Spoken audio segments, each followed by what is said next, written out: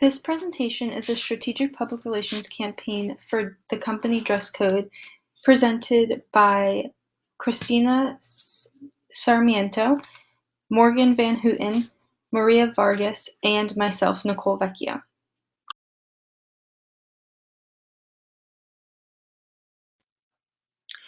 There are three factors that really dictate what our campaign is and where we would like to take it.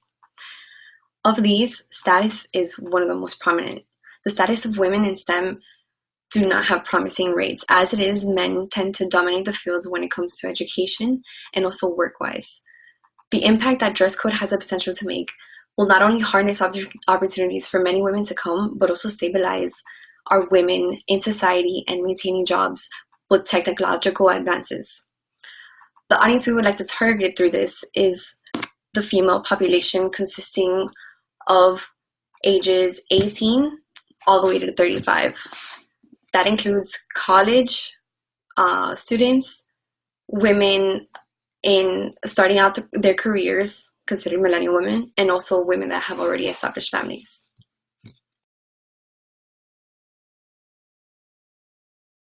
The Dresscode company has a mission to encourage curiosity by merging fashion and technology. The brand has been featured on media outlets such as Forbes, A+, and Thrive Global. Research from the National Girls Collaborative project shows the growth of women in STEM, but growth is slower in areas like computer science. Dresscode is in good standing to work with the growth of STEM and also encourage girls to grow faster in the computer science field. Strengths of Dresscode are their ability to differentiate from the competitor through a unique aspect of mixing jewelry with code. The positive message they spread through their product names, such as I am bold and I am kind, are a positive strength, and they have competitive pricing.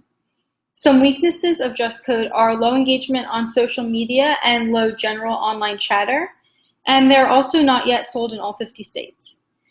There are many opportunities for Dresscode, including the originality of their product, which encourages all women, even those not involved in STEM, to get involved with coding. And they were featured on the Forbes 2018 Holiday Gift Guide, and they also have increasing opportunities due to the increase in the number of women who are involved in STEM. Dresscode must address threats like the Smart Girls brand, which sells dolls to encourage young girls to code, and other competitors like Alex and Ani or Pandora, who have similar style jewelry at similar prices. There's a threat that Dresscode products are seen as specialty products to buy during the holidays or as a gift for someone rather than something to buy for yourself. And Dresscode should also fight the stereotype that men dominate the STEM field.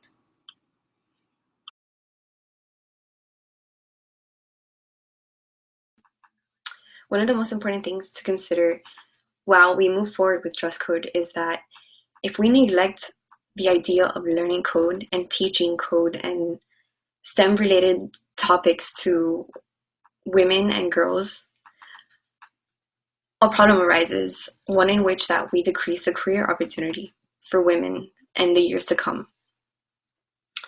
The consequence of this is that we would stay behind while male dominate this field.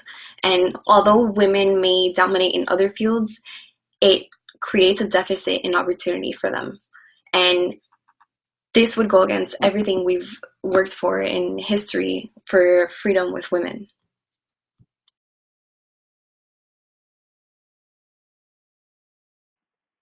Campaign objectives for the Dresscode brand are all about encouraging women and girls to explore coding and STEM fields by merging fashion and technology, as well as putting a strong spotlight on breaking the stigma associated with women in computer science. Leveraging social media and earned media, we hope this campaign will create a direct connection in giving more girls access to coding and technology. The first objective is an informational one, to increase brand exposure by 15%, such as by partnering with other brands like Girls Who Code. The second objective is attitudinal, and it aims to increase positive social media and website reviews and interactions with a 10% engagement increase in 6 months. And the third objective is a behavioral objective of increasing participation of dress code's experience through sales increase of dress code products by 10% in 6 months.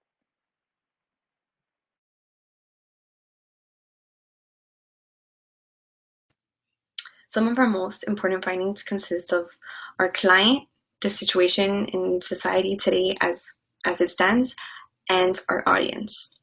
Our client dress code was really able to reveal through its website that this is a passionate project of theirs and that they're giving back to the community by teaching other girls and women a skill set that they can use for the rest of their lives. And they were able to combine two worlds that anyone would have never thought have any connection, fashion and technology. And in doing so, this makes it a fun and approachable experience for all the girls that encounter it. The situation in our society tells us that less than half of all statistics in STEM with women show that men tend to dominate this field. And our audience actually gave us insights on how they are willing to change that and how they're willing to pick up new tasks and learn new skills that will be useful to not only them and the benefit of their personal well-being, but also their career. Of these findings, there was one article in Forbes that really stood out to us. In it, it stated that women tend to flock to 3 factors: visuals, inspiration, and age elasticity. We feel that dress code really embodies these 3 things.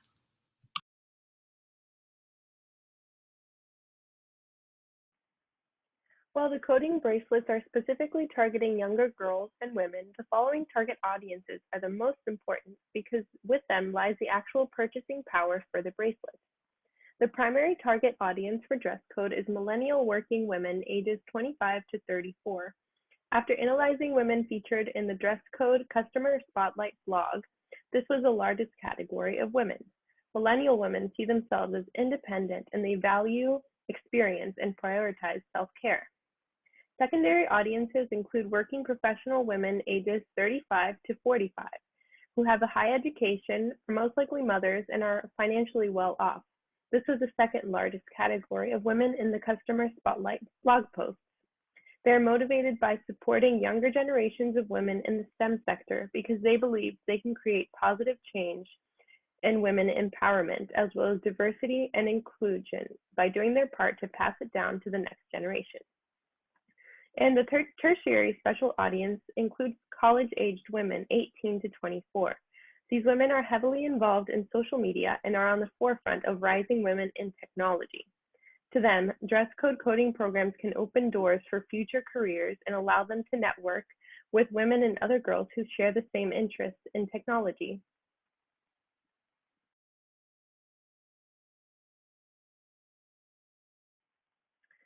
The main objective with our target audiences is to have them purchase coding bracelets. While the bracelets are meant for younger girls, the main target audience, women ages 25 to 34, are the ones with the purchasing power. So we've identified that social media platforms and earned media are the 2 avenues that are the best to reach our target audiences. The objective with using social media is that it's an affordable and effective way to introduce key messages to the audience. Posting consistent and meaningful messages will show dress code's dedication and ultimately being a storytelling platform about the brand. Messages on social media include themes such as curiosity, passion, inspiration, accountability, optimism, flexibility, and team mentality, which are all dress code values. Secondly, another objective with social is to bring these topics to the stage, so once enough buzz is generated through social channels, earned media is picked up. So by creating content worth sharing, bloggers, influencers, and pages such as BuzzFeed, TechCrunch, and even women-owned businesses with newsletters and startup incubators can pick up this story to share on their own platforms without any cost to dress code.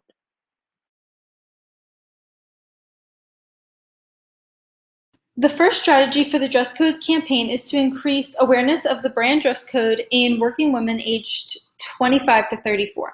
Tactics involved in this strategy include sponsoring mom blogs who have girls that are the right age to use dress code. One example is Love Taza, a mom sharing her journey of New York City living through her large following on Instagram and on her blog. Dress code can also host a Facebook live streaming party of a coding party.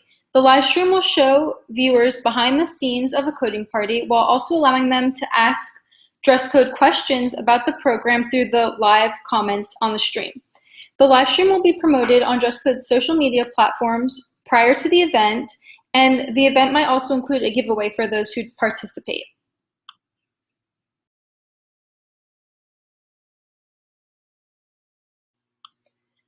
The second strategy for this campaign includes partnering with the nonprofit Girls Who Code to demonstrate support and commitment to women in STEM.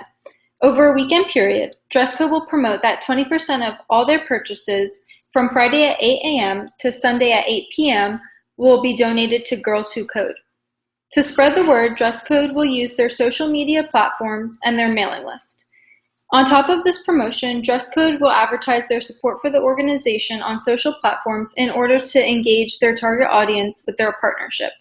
Working with a national organization can increase the Dresscode audience by showing involvement in the STEM community.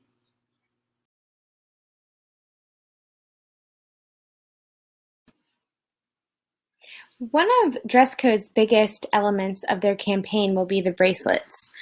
These bracelets are metal bracelets. They come in 3 different metal colors: gold, rose gold, and silver, with messages on them that girls who are learning aspects of STEM can choose a saying that they think aligns with them, such as "I am bold," "I am brave," "I am equal," or "I am smart." These bracelets will lead to lessons of code, including HTML, CSS, and JavaScript. The schedule for the campaign will be January 2019 through December 2019, with a final evaluation on January 2nd of 2020. So initial planning will start on January 2nd, where the team will brainstorm ideas, strategies, develop a clear goal and mission, and create an explicit plan to follow throughout the campaign. Within the next week, materials will be prepared, including social media outlet setup, choosing which outlets, creating a press release to really open up the campaign and launch, and develop key messages, mission statements, business goals, and develop the website with purchasing features for the bracelets as well as the lessons for coding. Press release for an event workshop. It'll be a STEM workshop for women hosted with Carly Kloss. The press release for that event will go out April 10th, and the event will be June 6th. By January 19th, the events will be completely laid out, from caterers to potential speakers, coordinating the dates between everybody, and then the deadline to complete those tasks would be 5 days before the event at the latest, which is June 1st. By June 10th, following the event, the first evaluation at 6 months will start at this point, and the 6-month lineup we will be seeing, or a 6-month evaluation, we will be seeing what the goals are at, where they need to be, where they need to go for the next 6 months, revise and set objectives accordingly. The next set event will be the Facebook Live event on September 12th. This event will be created on Facebook starting August 1st and promoted continuously up until September 12th. The next few things are going to be ongoing throughout the entire year of the campaign, such as social media, developing content weekly, having backup content for gaps, message distribution, which will include traditional media outreach, key messages in social media, advertisement of bracelets, the campaign exposure, reaching our target audiences, and releasing facts about women in STEM and really encouraging women to get involved. And then at the end of the campaign, like I said previously, reevaluation will be January 2nd, and at this point, the Dresscode will release their final evaluation and the success of their campaign. The campaign budget is at $15,000, which would include sponsorships, events, advertisement, and social media. 15% of the company's profit equates to an efficient budget for a successful campaign and gets us the results that we need them to be at. This budget will be used towards donations, paid advertisement, social media, content creation, events, and partnerships.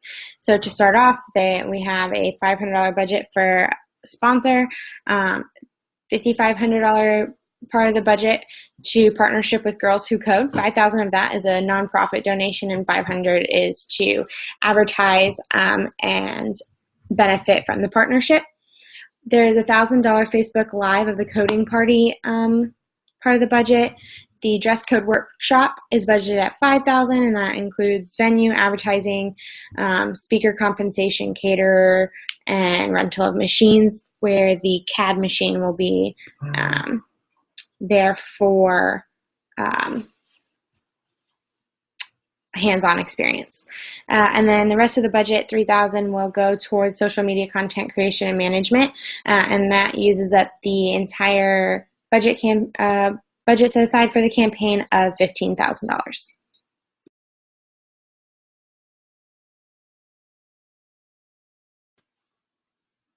Dresscode's overall goal is to meet all set objectives and, in the best case scenario, exceed the expectation of growth in all areas. The use of Google Analytics will be used for measurement purposes, and at the 6-month mark, the goal is to increase brand exposure by 15% and increase engagement by 10%. The other goal is also to see a 10% increase in participation through the dress code's coding experience, and also growth in the bracelet sales, because that also means that they're experiencing dress code, the exposure is going up. So promoting the bracelets equals a stride towards the objectives of exposure and engagement of dress code and women in STEM. Additionally, the profits from the bracelets, a growth in that means a growth in donations and partnerships to nonprofits that are advocates for women in STEM, and a really big part of the Dress Code Campaign's mission. Additionally, the measurements will include media mentions, and then from there, any other mentions will be judged based on positive or negative. Obviously, dress code wants to see more positive, and then we also would like to note the overall number of media mentions and compare to engagement growth. After 6-month evaluation, there will be a final evaluation at the year-end mark after goals have been revised, objectives have been reset, and a sustained growth pattern has been achieved. So on January 2nd of 2020 will be a final evaluation of the overall success of the campaign, and a release statement about that will go out as well.